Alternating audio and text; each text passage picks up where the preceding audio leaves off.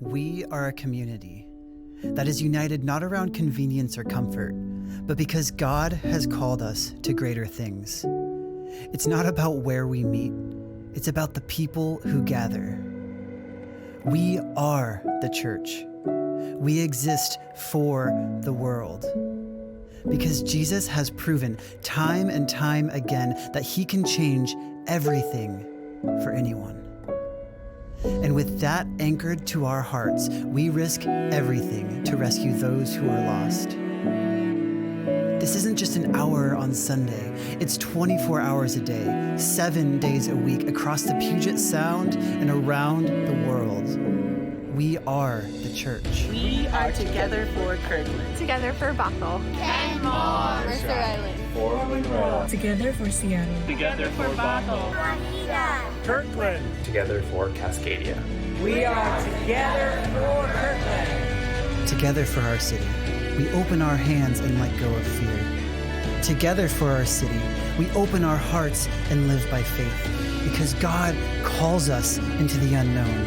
And with confidence, we emerge as light in a dark place.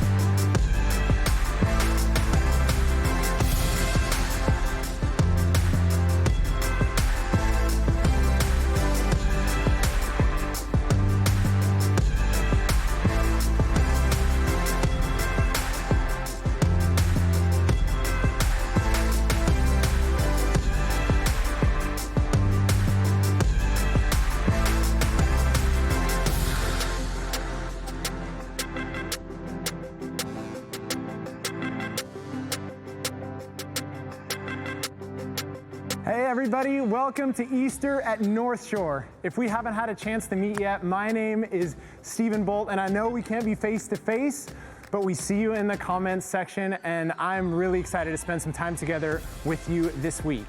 Hey, I wanted to give a special shout out to those of you that are joining us for the first time. Northshore is one church that right now is meeting in thousands of locations all over the world. How cool is that?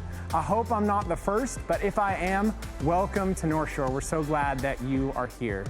Hey, if you have any questions throughout this experience, you can let us know in the comments section, or if you're not on a platform that has comments, you can head over to our website, northshore.church, and there's tons of information that you could find helpful on there. Hey, we have a powerful service planned for today, and we don't believe that you're here by chance. We know that God is here to meet us, and we're excited to see what He is going to do. Hey, I wanted to give you this opportunity to invite some other people to join us as well. If you're on Facebook, you can just click that share button. And if you're watching on one of our other online platforms, you can actually just copy this link, text it, call it, send it in smoke signals, whatever you gotta do to get some people around you to come to this experience and just take in what God has for us this Easter. There are truths that we are going to sing about and that Scotty is going to talk about here in a little bit that just remind us the same God that rose from the dead a couple thousand years ago is here today. So yeah, as we jump into some worship, I would encourage you, worship along with us, lean in and just celebrate what God did. Thank you guys again so much for joining us. And once again, welcome to Easter at Northshore.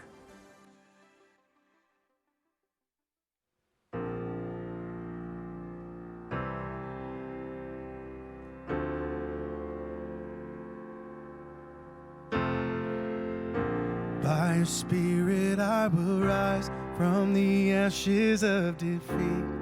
The resurrected King is resurrecting me. In your name I come alive to declare your victory. The resurrected King is resurrecting me. By your Spirit I will rise from the ashes of defeat. The resurrected King is resurrecting me. In your name I come alive to declare your victory. The resurrected King is resurrecting me. Your power and your presence bring strongholds. King of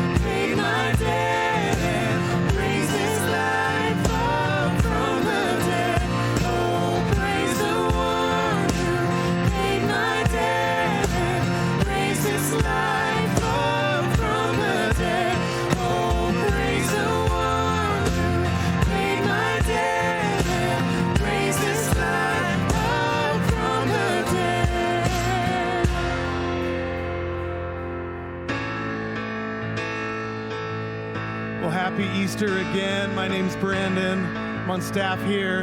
And no matter where you're watching from, I hope you're able to connect today and sing and celebrate what Jesus has done for us. He conquered sin and death. So no matter what we're facing right now, we can have hope in Him, that He is powerful, that He loves us, and we can again celebrate together even though we're spread out into a bunch of different locations. So why don't you sing with us as we keep focusing our hearts on God in this moment.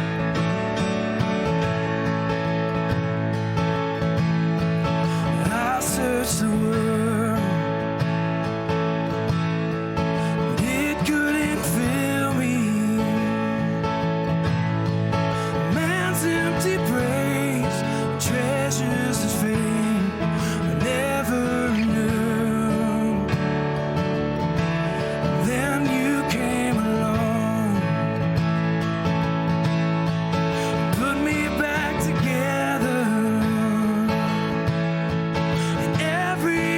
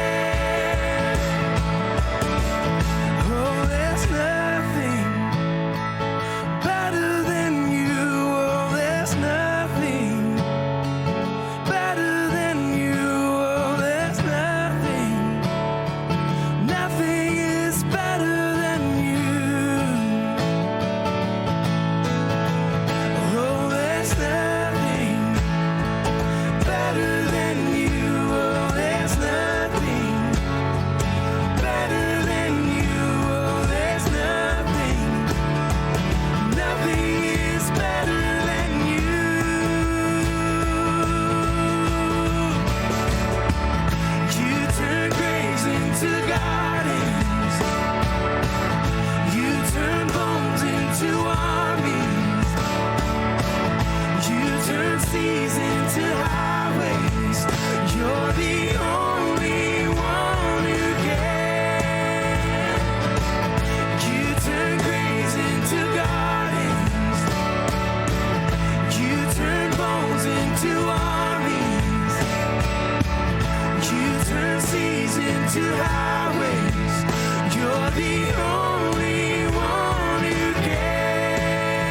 You're the only one who can. You're the only one who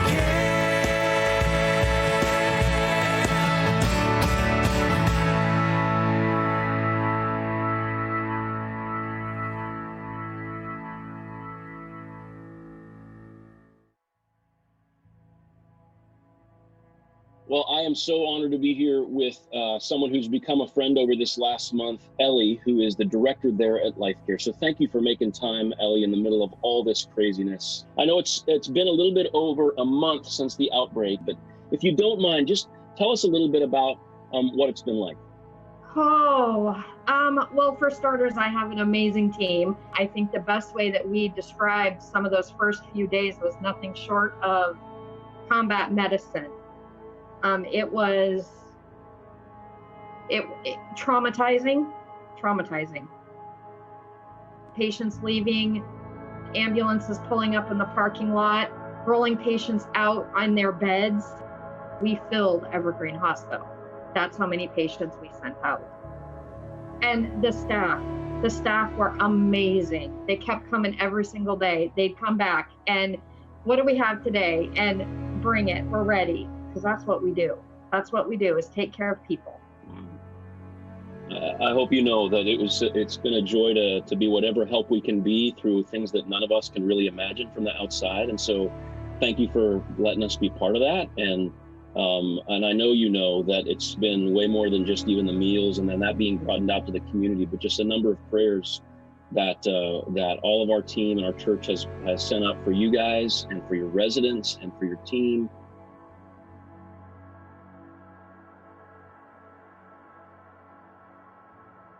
It's been huge. At first, the staff were just shocked that somebody would bring meals. And then I slowly started to see this, oh, I wonder what's for lunch today. I wonder what they're going to bring us today. And then it really got to be this thing where the staff were not only appreciative, they needed it. And really, truly, when you talk about feeding people, you guys literally fed people and you fed their souls.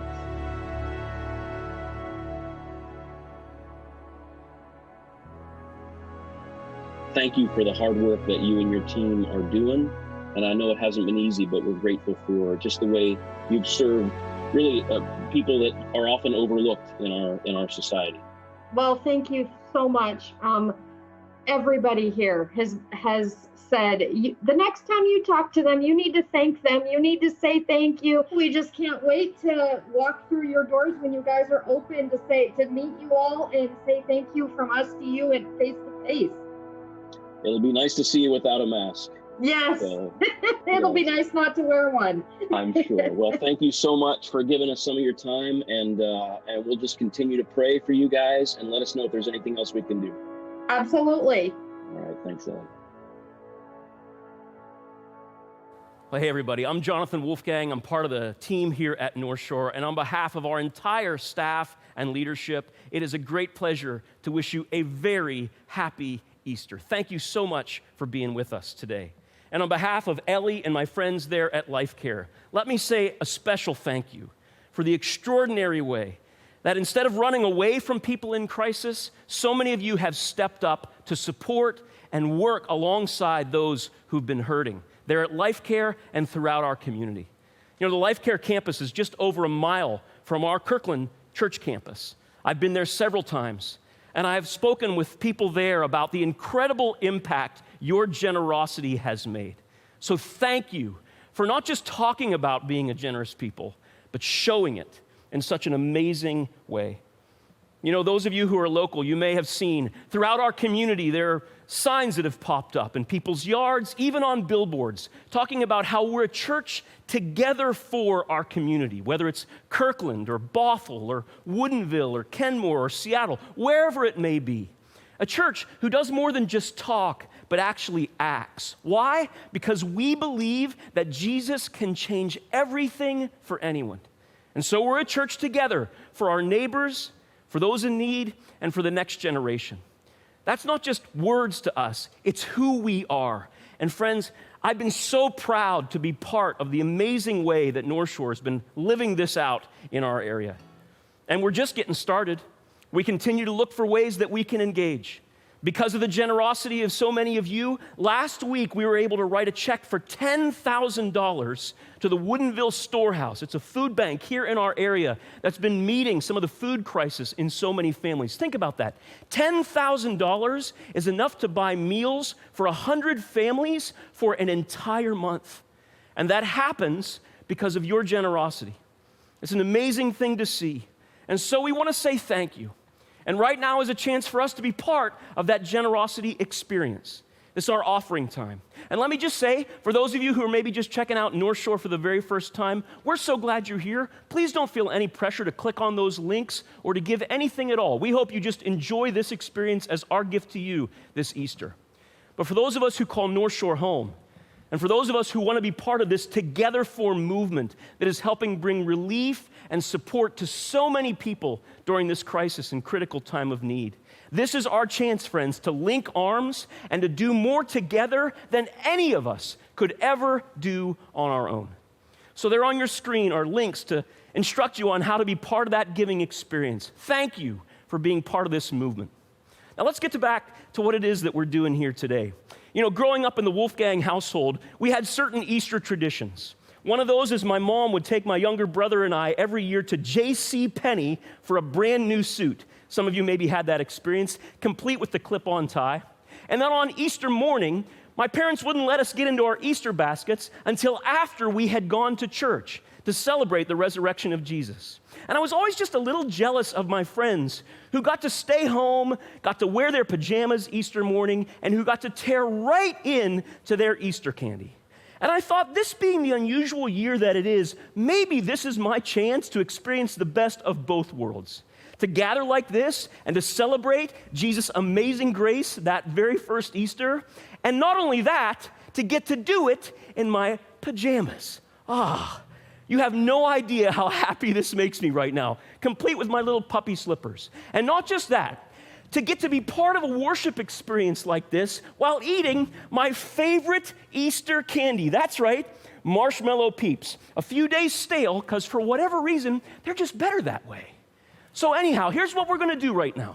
We're going to continue to celebrate whatever it is we're wearing, this living hope that we have because of that miracle that happened on that first Easter. And we're so glad you're here to be part of it.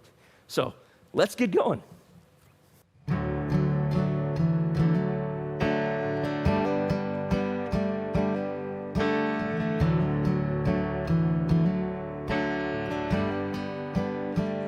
How great the chasm that lay between us, how high the mountain I could not climb. In desperation, I turned to heaven and spoke your name into the night.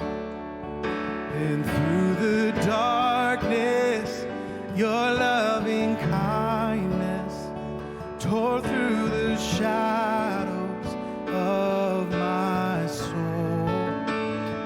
The work is finished, the end is written. Jesus Christ, my living hope. Who could imagine so great a mercy? What heart could fathom such boundless grace?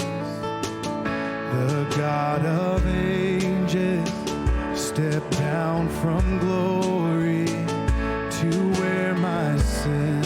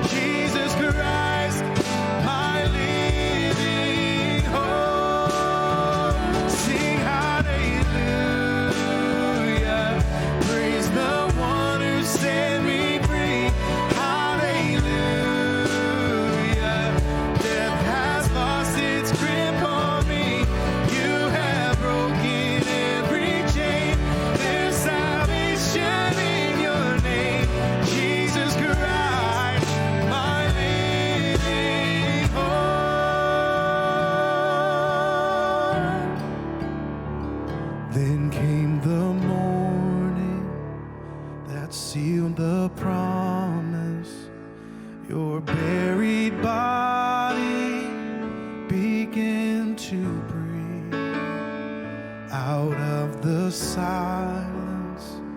The roaring lion declare the grave has no claim on me. Come on, sing it. Then came the morning that sealed the promise. Your very body began to breathe out of the silence. The roaring lion declared the grave has no claim on me. Jesus, yours is the victory. Oh, hallelujah. Praise the one who set me free. Hallelujah. Death has lost its grip on me. You have broken every chain. There's salvation in your name, Jesus Christ, my living hope. Sing hallelujah. Praise the one who set me free. Hallelujah.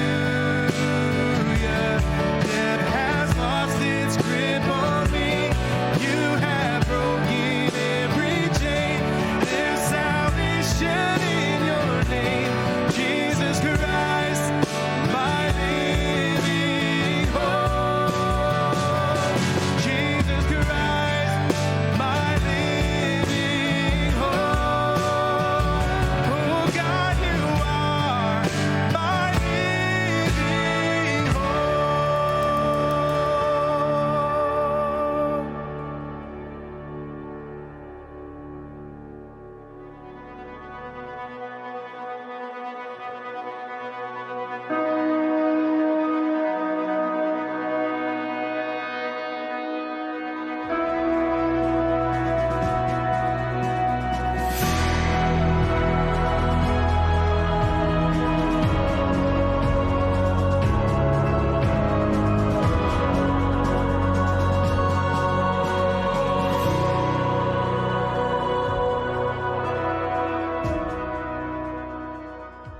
Hey everybody, welcome to Northshore and happy Easter. Whether you are a regular part of the Northshore family or you're a guest with us, I'm so glad you're spending part of your Easter with us today. Yes, it's Easter Sunday, but it's unlike any Easter Sunday in my lifetime. I mean, I've never had to preach about the empty tomb to an empty room before. And right now, our church is literally in thousands of locations, not just around in Kirkland, but all around the country and around the world. Younger and older, married and single. And by the way, to all of you young people who are watching, you can thank me later for not having to dress up to go to church today. But even though we are not in the same room, we can still celebrate Easter together in ways that are really important. First, we can actually still greet each other as we often do on Sundays. So right now, I want everyone to jump into the chat area and just say, Happy Easter from wherever you're watching from. Can you do that right now? And second, and this is one of the blessings of doing church online, you can actually engage with us during the service. Our host team is ready to answer questions or pray with you. In fact, I'll be able to read your questions, your comments, your prayer requests throughout the day. So reach out, speak out anytime during the hour. You know, usually when I speak, I have to kind of guess what might be on people's minds. But today, I have a pretty good idea. We are all living through this once-in-a-century global pandemic. And it's a season that will forever be defined by words like COVID-19, social distancing, and flattening the curve. And as people are adapting to this new world, there are some new words that we're all learning. Here are a few new ones for me. How about this one? Quarantine. Your quarantine is the group of people you are choosing to live with or you're just stuck with during this time when we're ordered to stay at home. And people, we start to do kind of weird things when we're stuck together at home, especially if you have little kids and you want to take an Easter photo. You end up with a family picture that looks something like this. Yes, that's our Easter family photo, and that's the happy one. Here's another new phrase, WFH, or working from home. Someone told me this week that the only thing they have to do now to get ready for work is change from their night pajamas into their day pajamas. Here's another new trend. I know you'll know this one. Zoom calls or Zoom calling. I'm guessing only a few of you had ever made a Zoom call before March 1. I'm guessing almost all of you have made one now. In fact, there are two kinds of people when it comes to Zoom. People who won't stop sending Zoom invites and people who hate people who won't stop sending Zoom invites. And there's all sorts of Zoom etiquette that you've got to figure out, like when to mute your mic and how to set up a background photo and even how to actually leave the meeting. This past week, I saw a video of someone who didn't actually leave the meeting when the meeting was over, and it got a little bit awkward. Take a look at this. Goodbye. All right. Talk to you guys tomorrow. Bye. See you guys.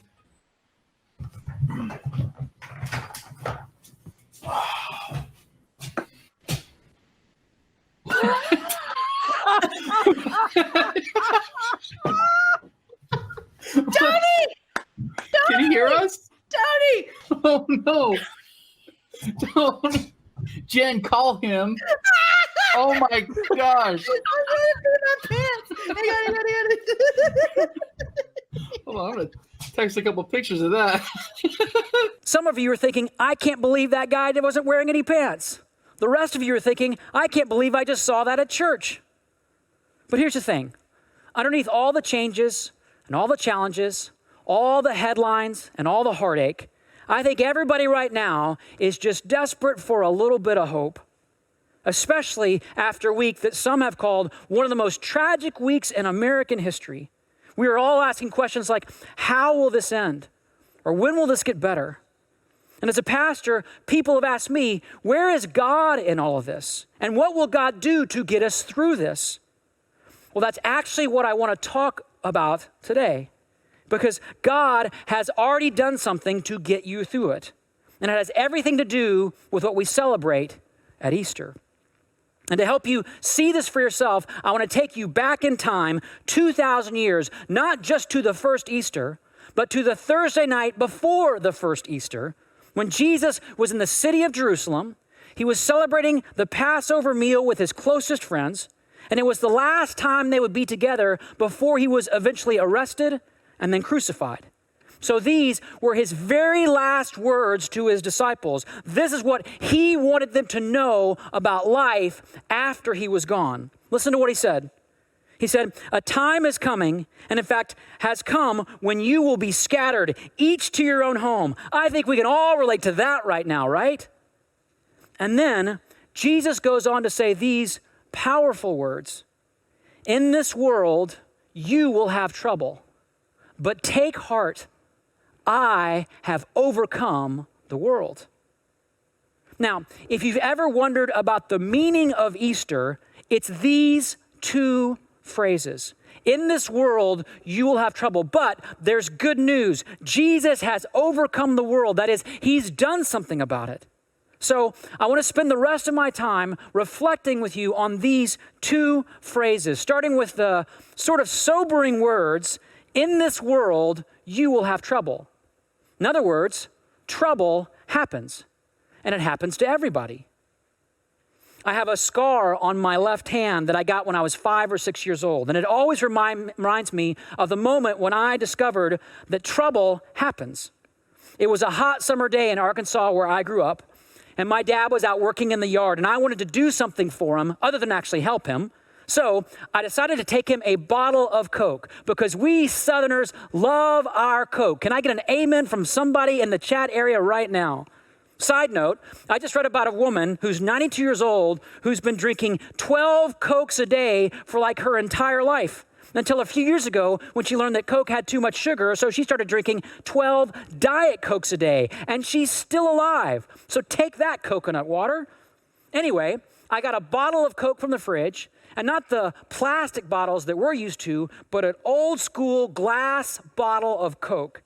But as I was on my way through the garage, I tripped over one of our bikes and fell down, smashing the bottle with my left hand.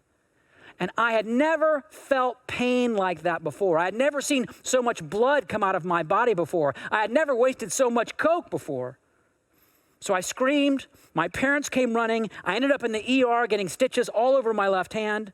And I learned a really important lesson that day. Don't help other people. Actually, what I learned was that trouble happens. People fall. People get sick. People suffer. Sometimes because of their own choices, sometimes because of other people's choices, sometimes because there's a bike in the wrong part of the garage. In this world, you will have trouble.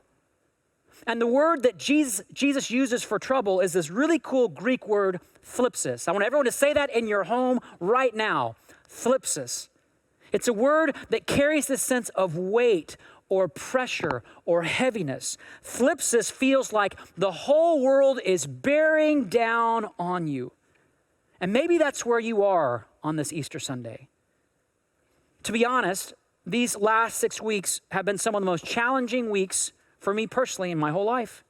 As a husband, as a father of 2 kids under 3 years old, as a pastor of a church here at Ground Zero in this pandemic. And I'm hearing so many similar stories of struggle, of weightiness, of the heaviness of the season from so many people. Stories about loved ones getting sick. Stories about losing a job or having to let somebody go. Stories about being out of school or losing your senior year.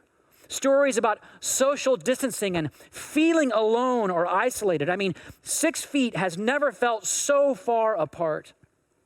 That's thlipsis. That's the weight of a world that's broken. You know, one of the positives of this season is that we're all being reminded of something that's always been true, that we were never actually in control, that we were never really fully safe from harm. We were never promised a certain quality of life or level of comfort. And by the way, a lot of people are saying, you know what? Welcome to the club. For a lot of people, that normal life that we miss, it wasn't that good anyway. In this world, you will have trouble. And that you means all of you, no matter how wealthy or educated or successful you are. And here's the thing, as much as I don't want to hear Jesus say this, I'm so grateful Jesus was just honest about it. I mean, think about it. He doesn't try to spin the truth. He never promises that life will always be happily ever after. But Jesus does make you a really important promise, which brings us to that second phrase and what Easter is all about.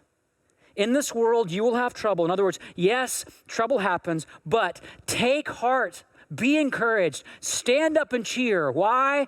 Because Jesus has overcome the world. Now notice what Jesus doesn't say. He doesn't say, I'm going to change all of your circumstances. He doesn't say, you're never going to struggle again. He says something far more important. He says, I have overcome the world. You see, the truth is, our troubles are just symptoms of a much bigger problem. Our world is broken, and I'm broken, and you're broken. And in spite of our technology, our resources, our progress, we can't fix this problem because we're all part of it. Which is why Jesus didn't come just to ease our troubles. He came to win back the world. That's what the cross and the empty tomb are all about. Jesus took all our trouble onto that cross and into that grave. And on the third day, he walked out of that tomb, making it clear to all the world that sickness won't have the last word and darkness won't have the last word. Even death won't have the last word. I love how the Apostle Paul once put it. He said, almost mockingly, where, O death, is your victory? Where, O death, is your sting? In other words, death may still be part of this world, but it has no power over those who know Jesus, because Jesus has overcome the world and every trouble in it. You know, Christian theologians sometimes describe this as living in the already but not yet. Living in the already but not yet. That is, Jesus has already defeated sin and death, but we are not yet fully free of its pain and frustration. Jesus already knows how the story ends, but our part of the story is not yet done. Let me try to illustrate it this way. when a man asks a woman to marry him, his job is to come up with a heartwarming, tear-jerking, cost-defying plan that would make it literally impossible for her to say no. When I proposed to Nina, I was not one of those men. I came up with this elaborate plan that was pretty much one bad decision after another. Instead of proposing on Valentine's Day when she was expecting at least something from me, I waited till the day after. Instead of coming up with a romantic and inspiring dinner destination, I took her to play mini golf, even though she told me she didn't want to play mini golf, because no woman wants to play mini golf. And not only did I plan this out poorly, I was so nervous about proposing, I was acting all strange, and she started thinking something bad was going to happen, like I was going to break up with her. At one point, she actually broke down crying and said, "This night is ruined." All the while I'm thinking, but I've got the ring, I've got the ring, I've got the ring. So with no other option, I drove back to her apartment. I asked if I could walk her to her door, thinking if I can just get her out of the car, I can get down on one knee and it will all be clear. But she didn't want to get out of the car. So, she was feeling too upset about the whole night. So with nothing else I could say to explain myself, I simply flipped on the dome light. I pulled out the ring, and there by the dumpster in the parking lot by that old apartment building, I asked her to marry me right over the parking brake. It was the least Instagrammable proposal in the history of proposals. But here's the thing. For Nina, suddenly everything clicked. She could finally see why I had been acting so weird and why I'd made all these strange plans. And so, with great enthusiasm, she said yes. And then I was never again allowed to plan any dates on my own. That night, Nina was living in the chaos of the already but not yet. To her, it looked like the night was ruined. To her, it was one moment of trouble after another. But I already had the ring, and I knew how the story was going to end, and the story was going to end well. Friends, the promise of Easter is this: Jesus already has the ring. He's already done everything that needs to be done concerning all the sin, all the suffering, all the sadness, all the struggle. And even though life is hard, even though we may face trouble after trouble after trouble, even if your life feels like the least Instagrammable life there is, Jesus knows how the story ends, and the story ends well. But you have to trust him enough to say yes. I want to share a story with you now from someone in our church who said yes to Jesus for the very first time this past year. Her name is Jessica, and she found Northshore through an experience here called Alpha. Alpha is just a safe place to talk about the meaning of life. No pressure, no pretending, no pushing beliefs at you, just real people with real questions.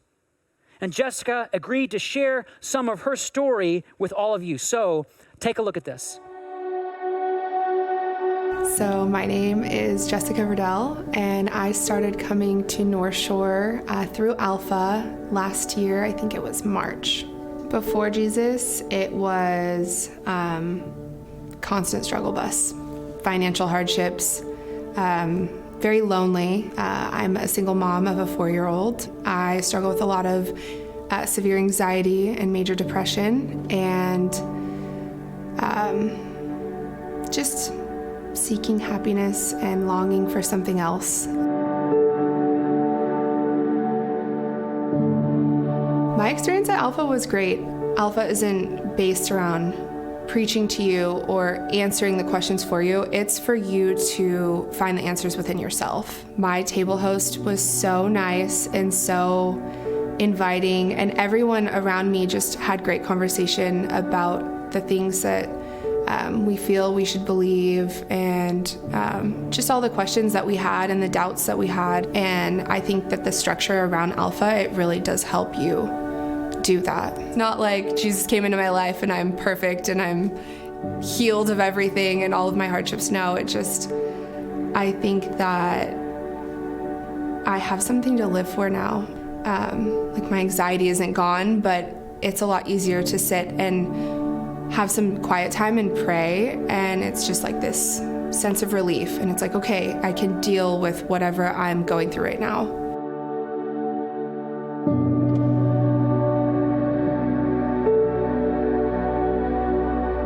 my entire life has changed. I don't know. Like my priorities have changed. My music's changed. I'm trying to read more again, and I'm just putting Jesus at my center every day when I wake up, when I go to bed.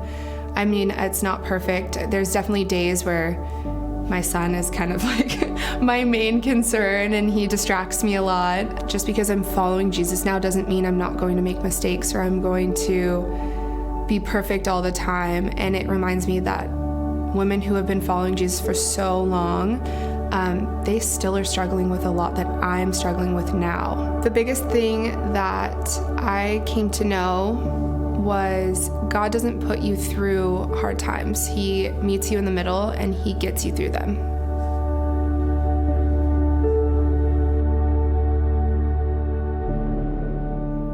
So question, did Jessica have struggles before Jesus? Yes. Did she have struggles after Jesus? Yes, because in this world, you will have trouble.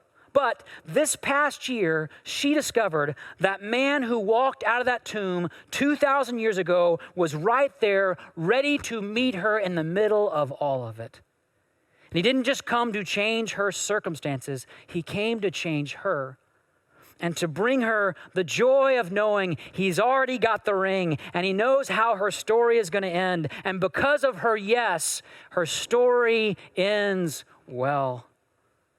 And so right now, I want to talk to all of you who have never said yes to Jesus. Some of you right now, in the quiet of your heart, you know you've been searching, you've been looking, you've been wondering about, is there a real answer? Is there a real hope? And maybe in this season, you've been asking questions or you've been confronted with your own helplessness, your own fear, your own mortality. And here's what I want to say to you right now. Yes, life is hard. And no, God doesn't promise to fix it all tomorrow, but he's done something better. He's made you a promise that he loves you and he wants to be with you. And he already has the ring and he knows how your story can end, but you have to say yes.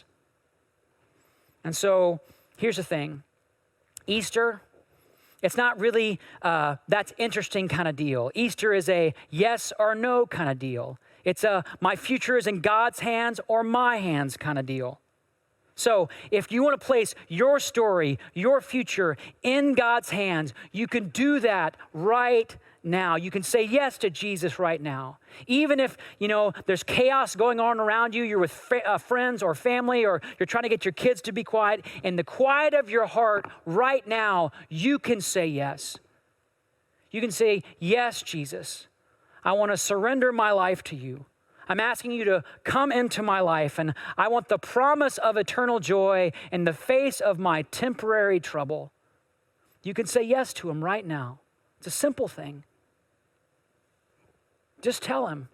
And what are you waiting for? For those of you who are making that first time commitment to Jesus, I want to ask you right now, if you would, to get out your phone and text my faith to 97000.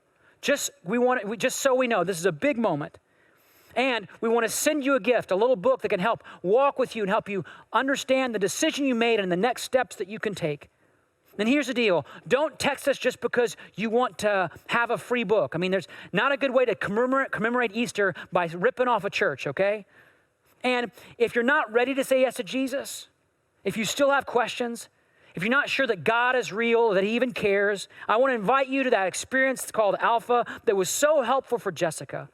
In fact, we're kicking off an online Alpha experience this Thursday night. But we need you to RSVP so we can send you an invitation. So you can go to northshore.church/alpha to register or to find out more. I want to encourage you just to take that step. And then for the rest of us, some of whom may still be feeling a little disappointed that Easter, like everything else, is just so different this year. Let me just say this. This Easter is a lot more like the first Easter than any Easter I've known. There's trouble all around us. There's fear and uncertainty. Everyone is huddled up in their own homes wondering, what is God doing? And that's right when Jesus walked out of that tomb, reminding us that God can bring good out of any situation, no matter how bad it looks, no matter what's going on in your life or your marriage or your job or your family. That empty tomb means even though we face trouble, our future is securely in God's hands, and our best days are still ahead of us. You know, our son Jude just turned 2 months old, which means he had to go to the doctor this past week to get his first round of vaccinations, which, as you can imagine, was not a very fun moment for him. Nina had to basically hold him down while the nurse gave him 3 shots. And you can imagine how his sweet little face turned from smiling to screaming as he experienced to him what must have felt like inexplicable pain. And so afterwards, I took him in my arms, and I rocked him, and I comforted him, and I told him, Jude, I'm right here with you, and I love you. And Daddy would have never let this happen to you. In this world, you will have trouble. But Jesus, the risen one, the man who walked out of that tomb on that very first Easter, is right there with you, holding you in his loving hands. Hands that can hold cancer, hands that can hold divorce, hands that can hold injustice, hands that can even hold death. Hands that still show the scars from those nails on that cross, as if to say, yes, you will have trouble, but look at my hand. These scars are all that's left of all that trouble. You know, when I look at that scar on my left hand, I remember the pain. I remember how scared I was. But I also remember my father running to find me and taking me into his arms and saying to me what I believe Jesus wants to tell you this Easter, that even though it hurts, even though you may feel scared, one day down the road, all that pain will be gone. And this present trouble will be just a thing of the past. And all that will be left is just a scar. Let's pray. Jesus, we don't just celebrate the empty tomb today, but we remember that great news that you overcame all the troubles of this world when you walked out of that tomb 2,000 years ago. And so now, as we live in these days that are filled with such fear and uncertainty, we cling to this great truth that you have overcome not just the temporary troubles of our lives, but the biggest problem of our world, the brokenness of our world, our sin, our shame, our injustice, all went on that cross and all was dead and buried. And then you came out of that tomb a new life. And so, Jesus, we all want to say in our own way, whether for the first time or the first time in a long time, yes to you this Easter. Jesus, we say yes. Jesus, we say yes. Because you've got the ring and you know how the story ends. And with you, the story always ends well. And that's the promise of Easter that we cling to, that we claim today. We pray this in your name, Jesus. And everybody said, amen.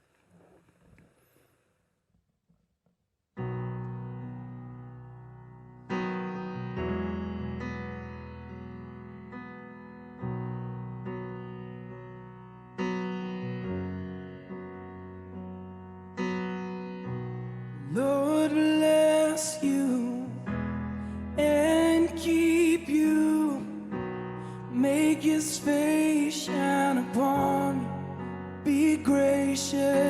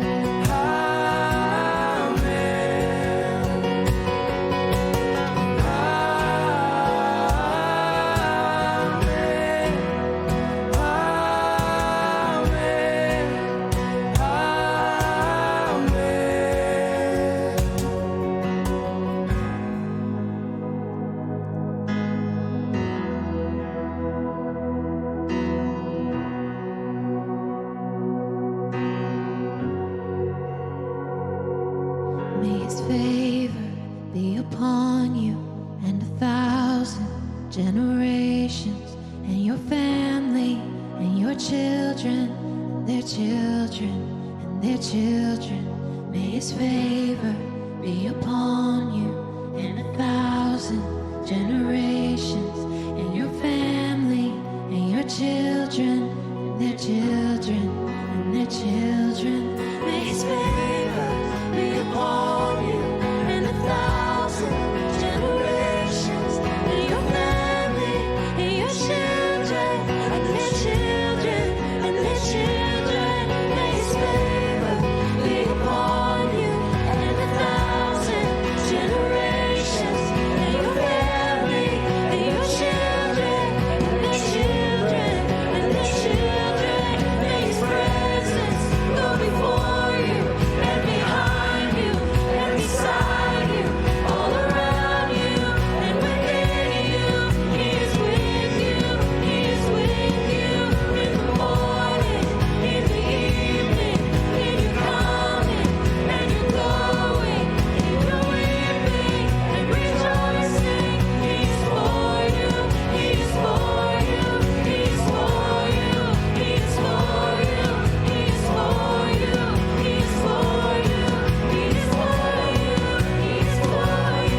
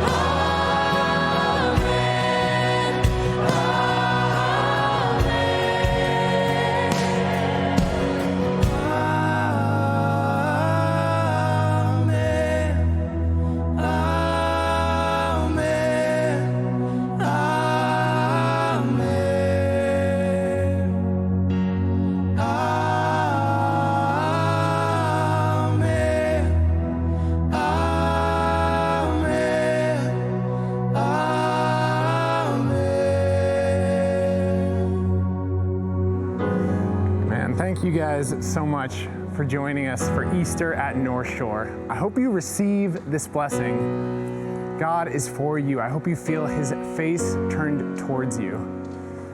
Man, I don't know if you made the decision for the first time to say yes to Jesus, but if you did, don't walk away from this moment. Please text My Faith to 97000. I would love to send you a book that will just help you understand more of what this decision looks like, and there are people who would love to walk through that decision with you. Maybe you got to the end of this experience and you're still on the fence and you still have questions and you don't really know, but you want to check things out. This is a place for you to ask those difficult questions. This is not just a flash in the pan, a one-time thing. This is every day, and we would love to just help you understand more of what a relationship with Christ looks like. Don't walk away from this if you're feeling the need to ask those questions. Man, we love you guys so much, and we're so thankful that you chose to spend Easter here at Northshore with this whole team and with us this week. We just could not be more grateful. Thank you guys again. We'll see you guys next week.